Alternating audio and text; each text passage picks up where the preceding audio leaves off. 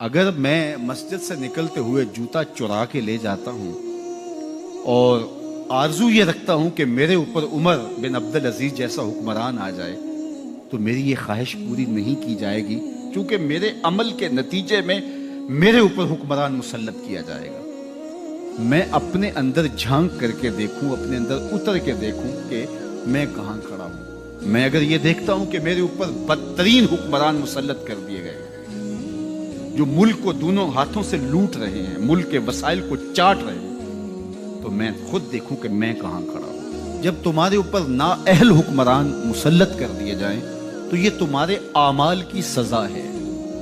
ایک روایت میں آیا اعمالکم اموالکم، تمہارے اعمال ہی تمہارے اموال ہیں۔ حجاج بن یوسف بڑا ظالم شخص ہے۔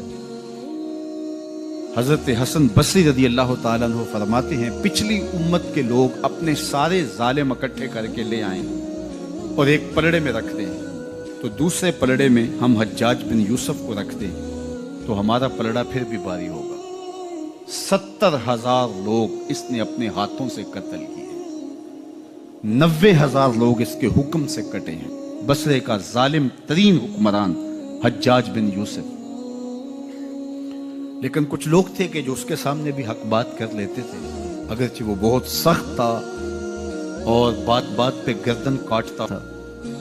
کہتے ہیں بصرے میں ایک فقیر آ گیا تو حجاج بن یوسف نے اسے بلایا اور کہا کہ میرے لیے کوئی وظیفہ بتائیے۔ تو اس نے کہا کہ تمہارے لیے بہترین وظیفہ یہ ہے کہ تم دوپہر تک سوئے رہا کرو۔ اس نے کہا یہ عجیب وظیفہ ہے۔ کہا ہاں یہ تیرے حق میں اور امت کے حق میں بہتر وظیفہ ہے۔ کہا وہ کیسے؟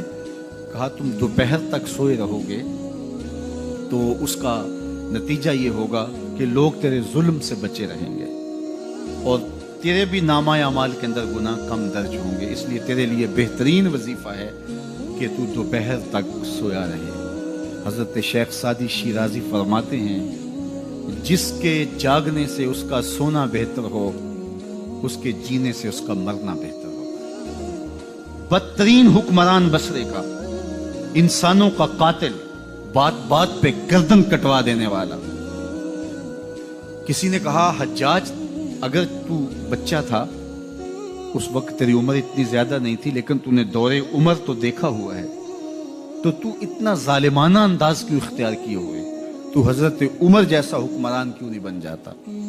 تو جو حجاج نے جواب دیا وہ سنیے، 2 لفظ اس نے جواب دیا، تبازروا اتعمر لکم، تم ابو ذر غفاری جیسی رعایا بن جاؤ، میں عمر جیسا حکمران بن جاتا ہوں۔ ہمیں اپنے آپ پر غور کرنا ہوگا کہ ہم کس جگہ کھڑے ہیں، ہمارے رویے کیا ہیں، ہمارا طرز زندگی کیا ہے، ہمارا انداز معاشرت کیا ہے، اور اللہ تعالیٰ جل شانہ کی طرف سے ہمارے اوپر یہ عذاب مسلط ہے کہ بدترین حکمران ہمارے اوپر مسلط ہوتے ہیں۔ ماتحت خائن ہو اور تمہاری اولادیں نافرمان ہو، یہ نیچے کا عذاب ہے، یہ تمہارے اعمال کی سزا ہے جو تمہیں اس طرح عطا کی جائے۔ اللہ اکبر، اللہ اکبر، اللہ اکبر۔